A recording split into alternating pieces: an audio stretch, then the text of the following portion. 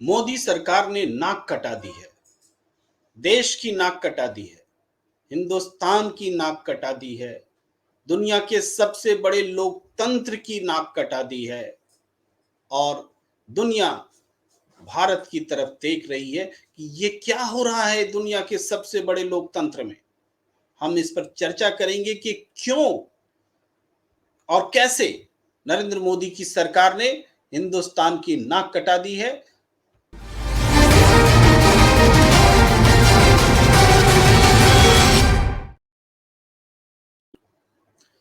जी हाँ, हम बात करने जा रहे हैं कि कैसे मोदी सरकार ने नाक कटा दी है। आप देख रहे हैं प्रेम से बोलो सत्य बहुमत। मैं हूं प्रेम कुमार। आप सबका बहुत बहुत स्वागत है। Wrestling federation of India, Bharat में पहलवानों का संघ संगठन, यहां ये समितियां भंग हो पड़ी हैं एक व्यक्ति के कारण। वो हैं ब्रिजभूषण शरण सिंह। उन पर यौन उत्पीड़न के आरोप हैं।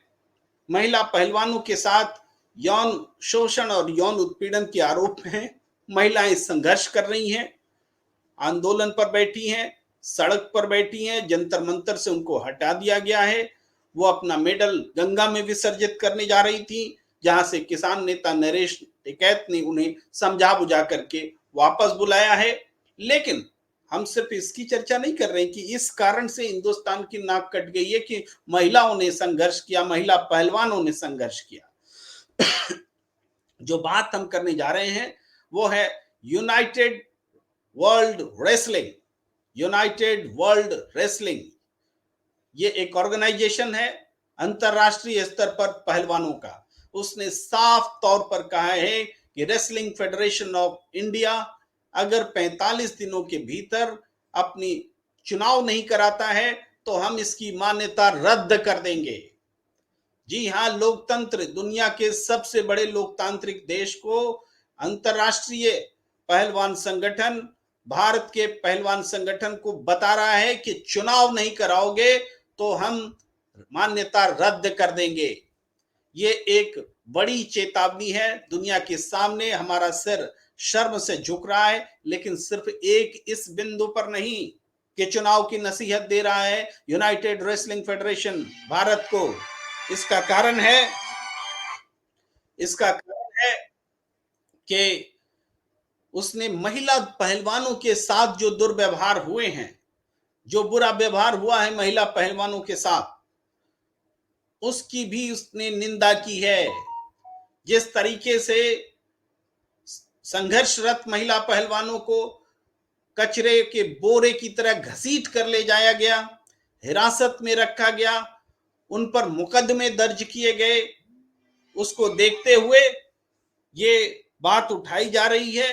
ये निंदा सामने आया है वर्ल्ड यूनाइटेड रेसलिंग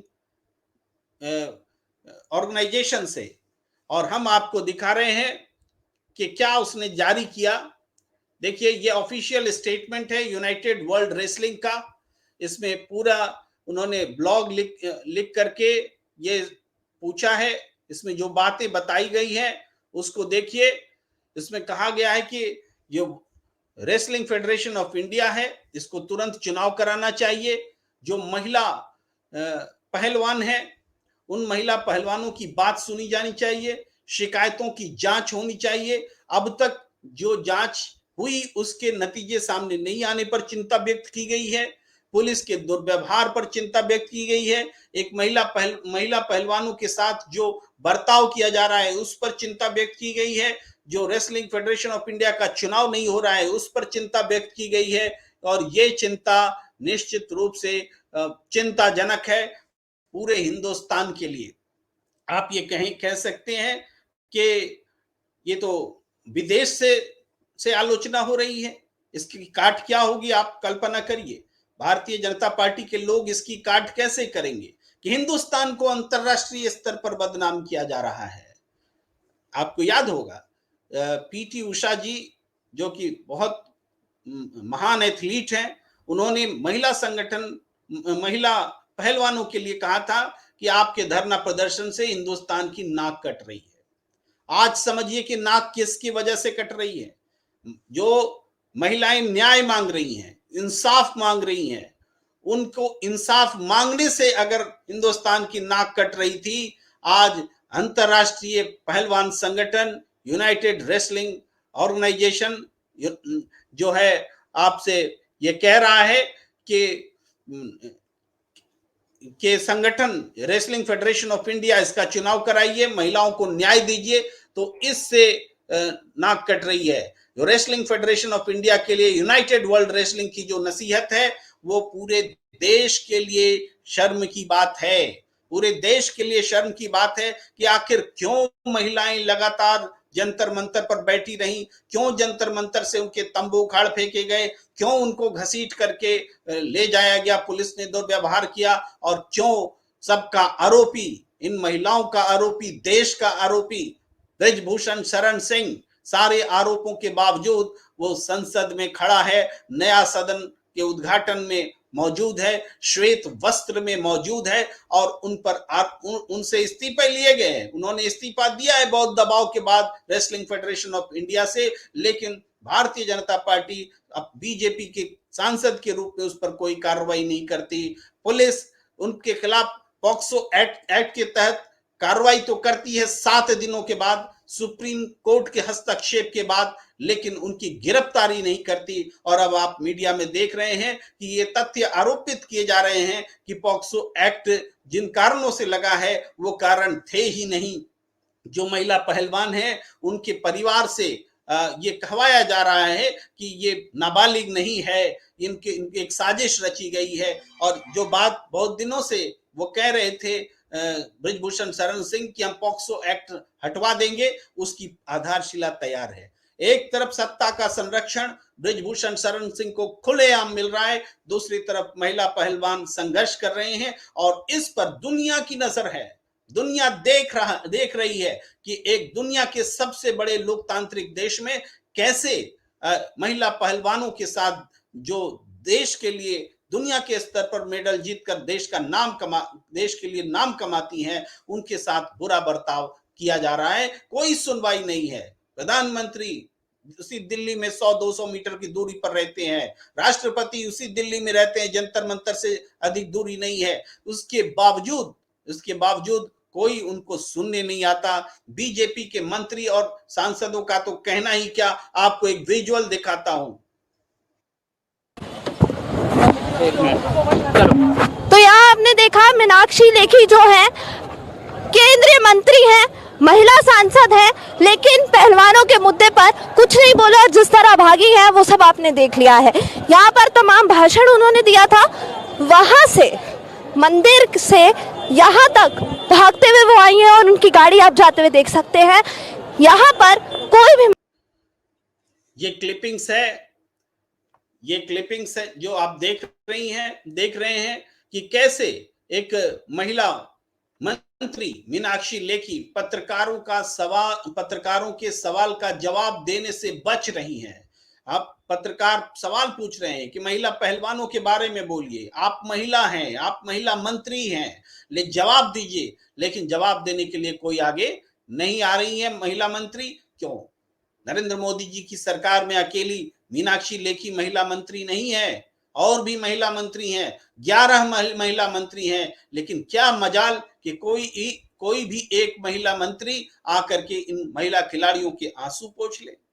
लेकिन हाँ, राहुल गांधी ने अमेरिका में क्या बोला, इस पर बोलने के लिए भारतीय जनता पार्टी के नेता मंत्री सभी कंपटीशन कर रहे हैं, राजनीति करने के लिए उनको पूरा वक्त है, लेकिन महिलाओं के आंसू पोंछने के लिए उनके पास वक्त नहीं है।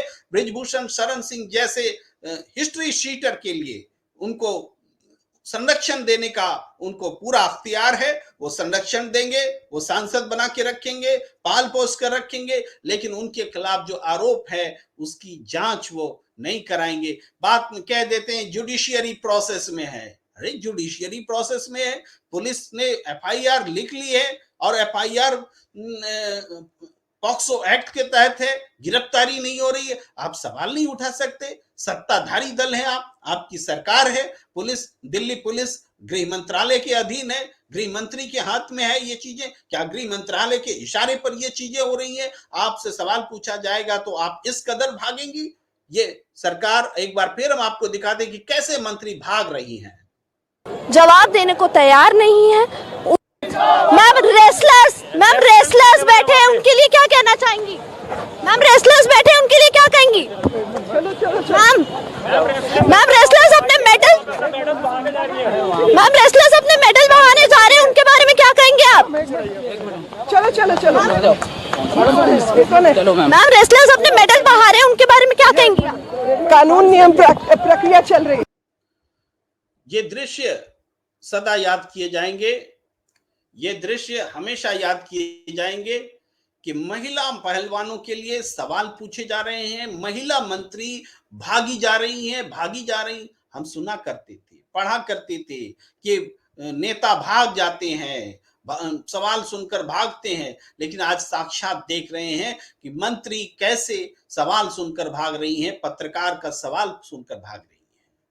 ये दृश्य बता रहे हैं कि कितनी संवेदनशीलता है महिलाओं के लिए नरेंद्र मोदी की सरकार में। पूरी दुनिया थू थू कर रही है।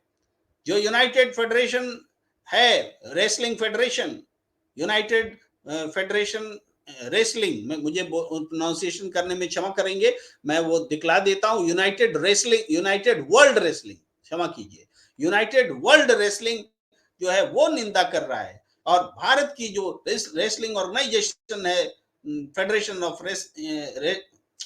क्षमा कीजिए, मैं बोलने में बार बार चूक रहा हूं और गलती हो रही है मुझसे, लेकिन आप देख सकते हैं कि रेसलिंग फेडरेशन ऑफ इंडिया, इसके लिए किस तरीके से जारी किया गया है ऑफिशियल स्टेटमेंट, और ये ऑफिशियल स्टेटमेंट भारत के लिए शर्म की बात है। यूनाइटेड वर्ल्ड रेसलिंग जो दुनिया का ऑर्गेनाइजेशन है, वो भारत के लिए एक नसीहत, एक चेतावनी, एक आगाह जारी कर रहा है। और दूसरी तरफ हमारे मंत्री सवाल का जवाब देने से बच रहे हैं। नरेंद्र मोदी जी की तो बिल्कुल खामोशी है, बात बात पर वो ट्वीट करते हैं।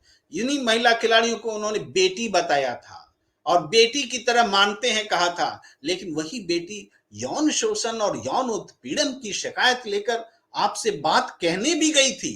ये भी बात सामने आई। उन्होंने नरेंद्र मोदी जी से बात कही थी, लेकिन उन्होंने भी अनसुना कर दिया। अनुराग ठाकुर जी से इन्होंने मिलकर के कहा था, उन्होंने भी अनसुना कर दिया। सबने बात को दबाने का प्रयास किया।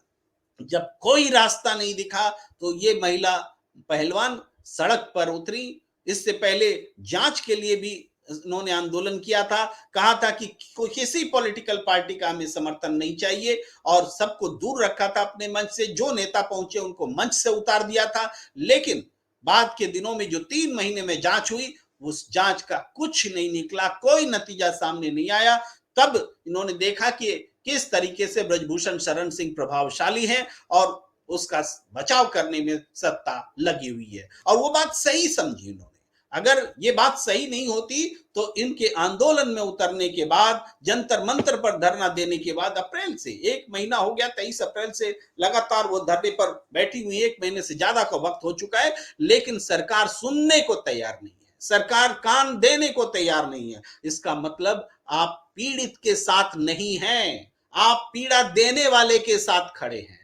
पीड़ा देने वाले के साथ जब स्वयं सत्ता खड़ी हो जाए तो कोई जांच एजेंसी क्या रिपोर्ट देगी, कोई पुलिस क्या उसको गिरफ्तार करेगी? पुलिस तो पीड़ित को ही गिरफ्तार करने, उसको ही मुकदमों में फंसाने में अपनी वाहवाही समझती है, और वो वाहवाही लूटने का काम कर रही है। यानी सत्ता का ऐसा बेरहम चेहरा जो लगातार देश के लोग बोल रहे हैं, लेकिन इस देश में नैरेटिव और काउंटर नैरेटिव का जो खेल चल रहा है, उसमें जो कोई भी सत्ता के खिलाफ बोलता है, सत्ता को आईना दिखाने का प्रयास करता है, उसको ही सरकार और देश विरोधी घोषित कर दिया जाता है। सरकार से असहमति को देश का विरोध करार दिया जाता है और उसको नकारने की कोशिश की जाती है। इस काम में देश की मुख्य धारा की मीडिया जो है उसका साथ देती है। यही कारण है कि एक आंदोलन लगातार जो है उसकी आवाज जो है अनसुनी रह जा रही है। अगर समाज का हर तबका सामने आकर के इन महिला पहलवानों के साथ खड़े हो तो मजाल है कि कोई किसी ब्रजभूषण शरण सिंह आगे से किसी हमारी माँ बेटियों की तरफ आंख उठाकर देख सके। लेकिन नहीं, उसको सत्ता का संरक्षण मिलेगा, उसकी गिरफ्तारी नहीं होगी, केस भी दर्ज तब होगा जब सुप्रीम कोर्ट कहेगा। इतना बड़ा संरक्षण हो तो ये इन महिलाओं को न्याय कैसे मिलता? जाहिर बात है कि न्याय नहीं मिला। इसी अन्याय पर यूनाइटेड वर्ल्ड रेसलिंग जो है चिंता जता रहा है। इसी अन्याय पर यूनाइटेड वर्ल्ड रेसलिंग ये कह रहा है कि वो रेसलिंग फेडरेशन ऑफ इंडिया जिसमें चुनाव नहीं हो रहे हैं, 45 दिन के भीतर अगर चुनाव नहीं हुए तो हम उसकी मान्यता खत्म कर देंगे। समझिए, मोदी सरकार के लिए चेत जाने का वक्त है कि अगर आपकी मान्यता खत्म हो जाती है, इस संगठन की मान्यता खत्म हो जाती है तो क्या होगा? तो ये होगा कि हिंदुस्तान के पहलवान हिस्सा तो ले सकेंगे विश्व स्तर पर, जो पहलवानी होती है, मैच होते हैं, लेकिन तिरंगा लेकर के हिस्सा नहीं ले सकते। इससे बड़े अपमान की और हमारे लिए बात क्या होगी कि हमारे पहलवान वैश्विक मंच पर भारत का प्रतिनिधित्व करेंगे लेकिन तिरंगा लेकर नहीं करेंगे। तो अगर ऐसा हुआ तो ये इससे शर्मनाक और कुछ नहीं हो सकता। वक्त है, चेत जाइए। हिंदुस्तान की नाक को जो कटी है उसको उसकी भरपाई करने के लिए कोशिश किया जाए, नहीं तो हिंदुस्तान में दुनिया में हम मुंह दिखाने के लायक नहीं रहेंगे।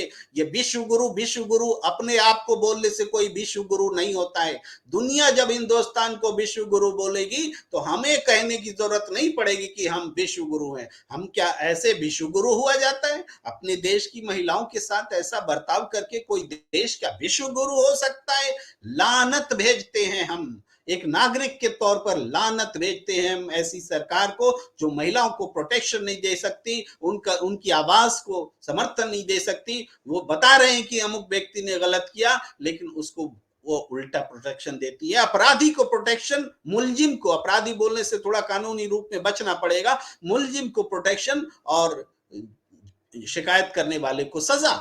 ये है हमारी सरकार। मोदी सरकार ने वाकई नाक कटा दी है। ये इस चर्चा को यहीं विराम देते हुए आपसे विदा लेता हूं। धन्यवाद। फिर किसी विषय पर इसी तरह से आते रहेंगे, चर्चा करते रहेंगे। हमें दीजिए इजाजत।